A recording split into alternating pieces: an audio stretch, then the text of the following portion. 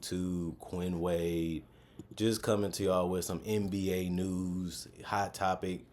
The Suns acquired Nick Richards, a big body out of Charlotte, for they get Nick Richards, 1 second rounder from the Hornets for Josh Okogie, who's a good wing, and 3 second rounders.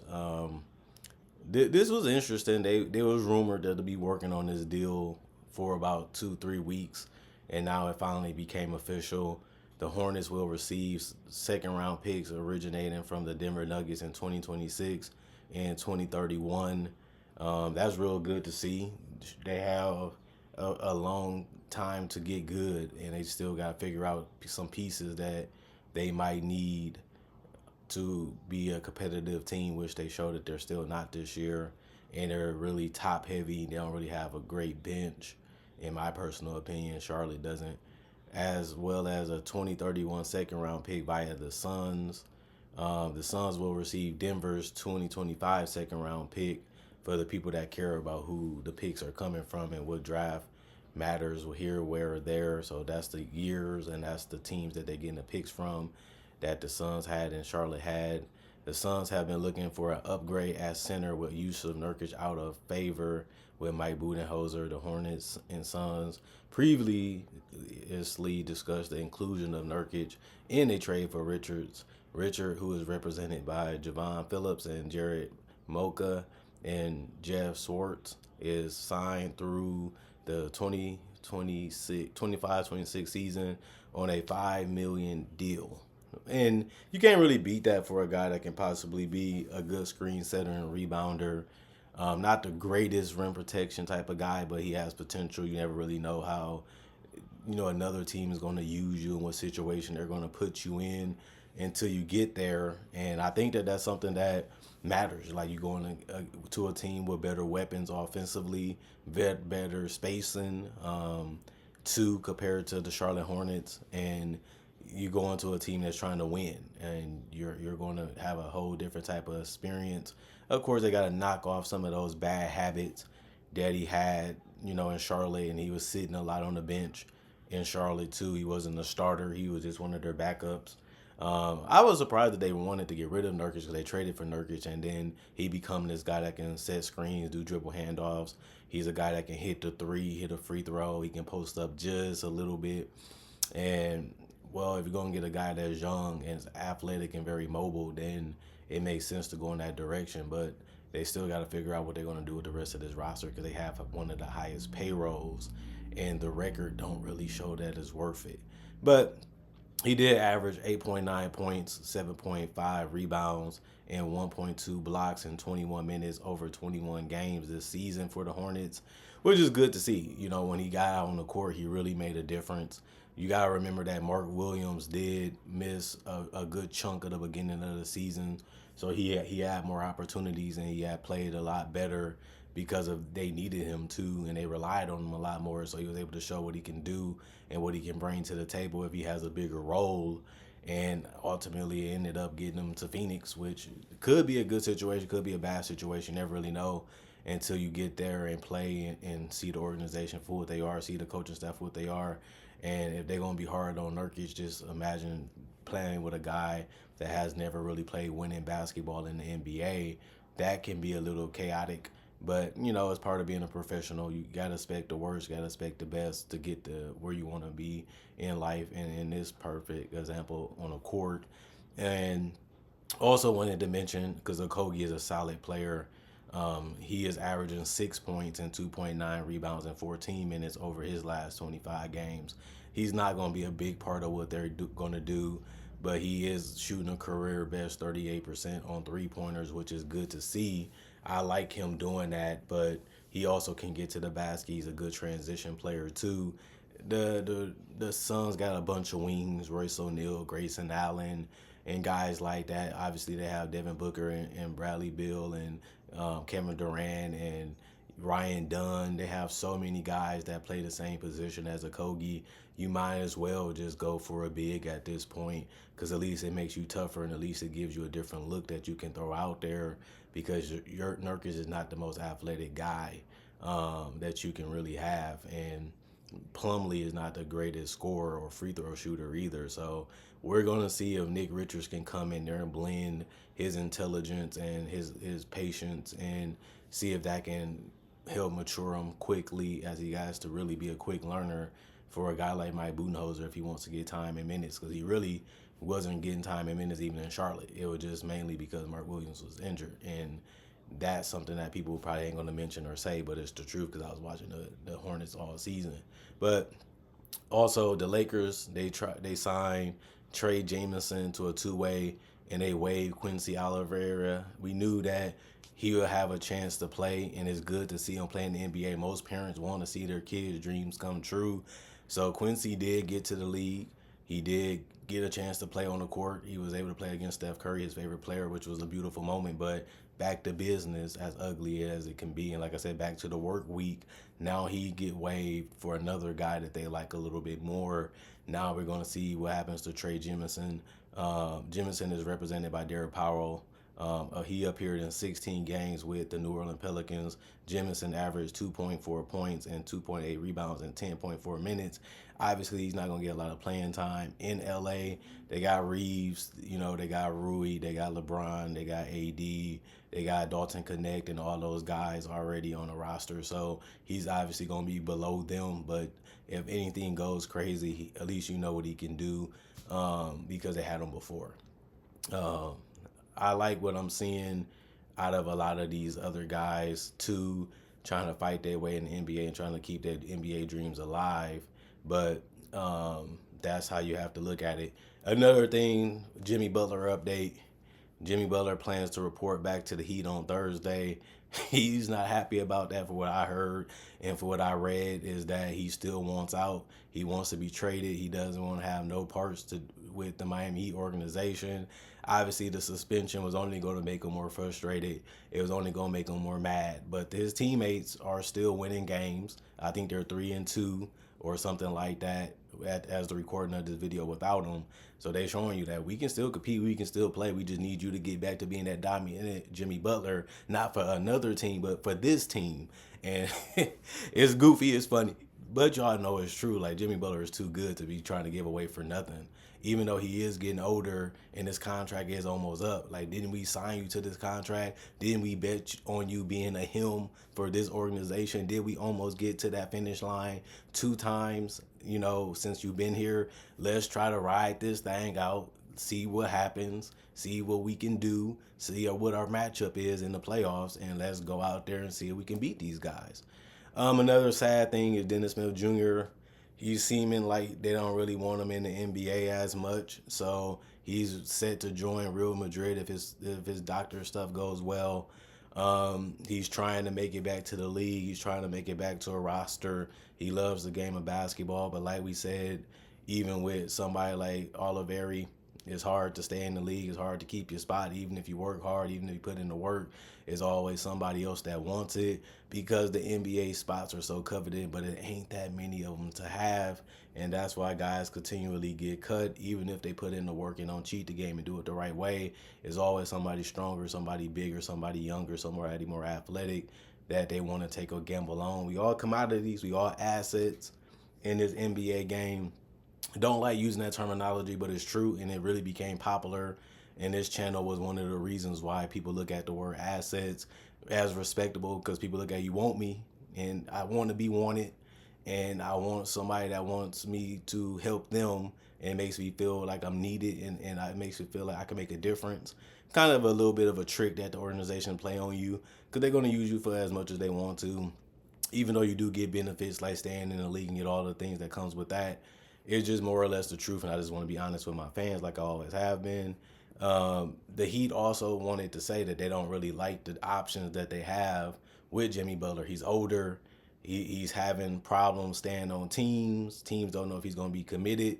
Teams don't know if they can trust him because he's going to say one thing and possibly do the other, just like he did in Philly, just like he did in Miami, just like he did in Minnesota, which is unfortunate. He even ran himself out of Chicago. And it's just becoming a sign of, do I really want this problem? Do I really want to deal with this guy? it's just how it goes, and at least the Heat are saying we like the guy, we'll put up with it, and they still saying that he got to report to work and he still is welcome on the team, even all the chaos he's doing now after that interview at the press conference. But I don't know, man. Jimmy Butler is the biggest news, so he has to take a lot of chunk of the information because he's still an all-star caliber player at the age that he's at, but he's not really acting his age in some of these things. He's not really acting professional. He wants to get his way. And if he doesn't get his way, he has a big problem with people. But you still gotta understand that you was a part of the reason why you're in Miami. You're a part of the reason why this contract is so big and so huge, because this is the money you wanted, and this is what you wanted to sign for. And he was actually like, "Yeah, we definitely do that." And I know things don't always go your way. I know that situations can change how you feel and change how you think about people. But man, if you're going to do this every single team, eventually it's going to catch up to you. And I don't want to say that to curse the guy, but it's true. Like, how many times do guys like this continue to burn those bridges? Like, you gotta live somewhere, you gotta play somewhere if you want to continue to be an NBA player. You can't just feel like that's it every single time things go wrong, that I can just jump ship and they gonna get what they want and we gonna get what we want. Like, it makes sense when you're 28, makes sense when you're 25, when people still liking you, people still recruiting you, people still feel like you can give them long-term commitment.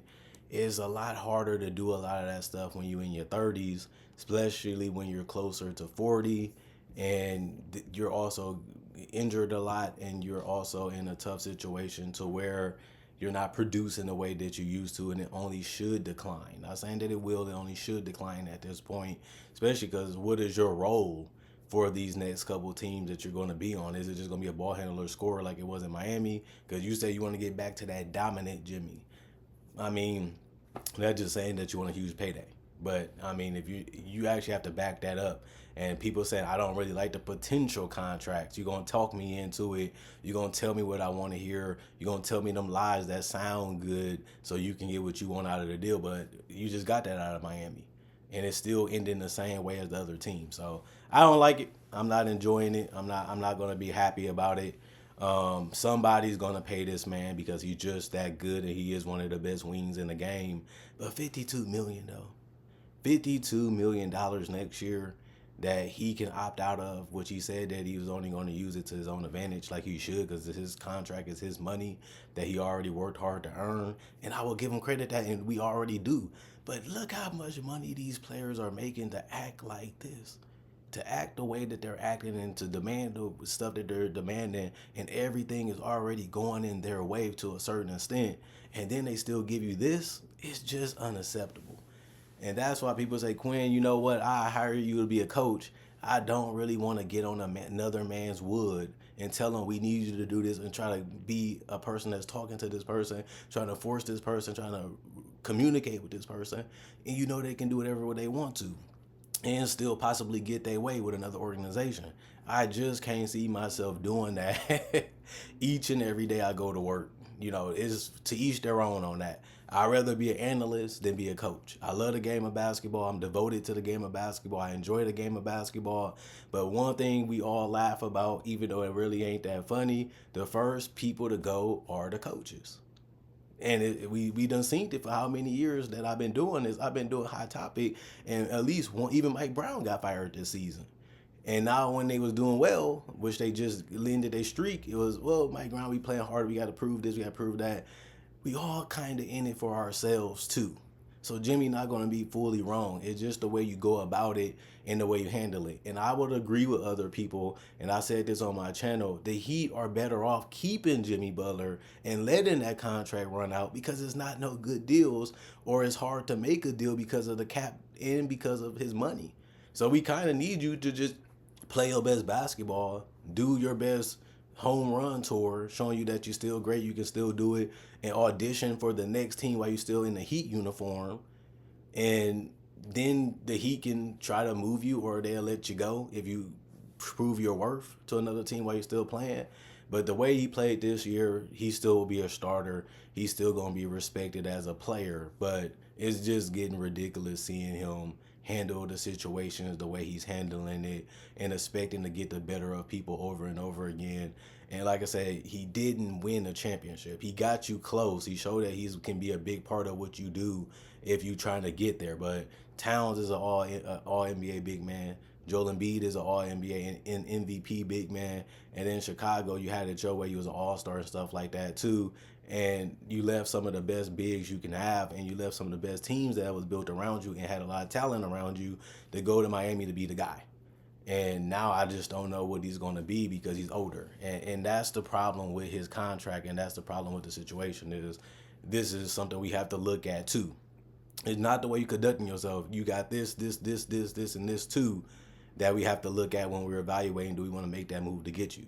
Or even if we want to sign you as a free agent. Look at what Paul George went through. Nobody was really in a rush to give him that contract besides one team. And look at that, how that turned out. Because it's tough, to give you that much money and still try to rely on you when you're an aging star. Now we know Paul George can play at an all-star level still, and that's why he deserved his money.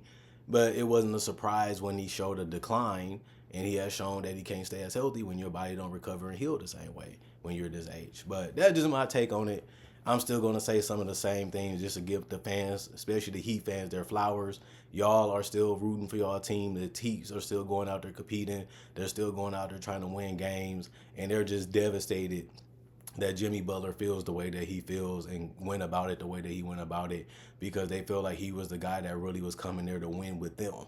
And since majority of the roster is the same that he went to the finals with, they're the ones that looking at like, wow, what went wrong? What's really happening? Now, obviously, they know more information and they have dealt with him more than we have. And more stuff is going to come out about this situation because if it got this far, it's a lot of things that's been happening that they just don't want to say. And it's been going on for a while because for Jimmy to say, I don't even want to play for this team, I want to get traded, even after a suspension, we're not even, now they say he just needs to sit out the whole season. Like, what team is going to pay somebody that much money to not play at all when they still want to reach the goal of making the playoffs and still want to keep their championship hopes alive with their best player at the sideline, just not participating and not even at the games? That is just even a worse look than him being suspended. And I just can't see it. It just don't go. It just doesn't fit me right. Like, I just don't feel the ethics and the moral of this story making much sense. Jimmy Butler is mostly the villain, and I don't really view him as that because he was validating his point. He was walking the walk and talking the talk, and now he kind of tripped and fell on his face. And it's just sad to say because I was rooting for this guy. I like this guy, and I like his mentality. And I think that you need a guy like that on your team. I always said that, and I still feel that way, but not if you're going to do it like this. Other than that, see you guys later. If you're new to the channel, comment, like, subscribe, and share. And if you're still thinking about it, make conversation videos just like this in different varieties. I also do make breakdowns with real footage of legends, current players, rookies, future stars, also draft coverage and mock draft. So check out my 3,000 plus videos that I already have on my channel. And if you want something different than my videos about basketball, I do have my social medias on my channel too. Thanks for watching. Thanks for supporting the channel. Thanks for continuing to come back for more analysis and hearing what I have to say. And I really do enjoy making these videos. You guys enjoy seeing them and watching them. That's why the relationship of the channel is so powerful and so strong, and why analysis has been so popular lately, because the channel has been thriving and the word of mouth has been crazy. And I've been reaping a lot of benefits for being consistent with my videos and putting out the best content with analysis like I should. I'm a pioneer for basketball on YouTube, one of the first, one of the same guys that still was here in 2012, 13, 14, 15, 10 plus years later. I'm still giving y'all classics and things y'all enjoy when it comes to the NBA. And it's hard to do that because a lot of these guys are already gone for whatever the reason is, but I'm still here for y'all. Other than that, see y'all guys later, and hopefully we can get some type of update with Jimmy Butler if he's gone or he's going to stay later this week.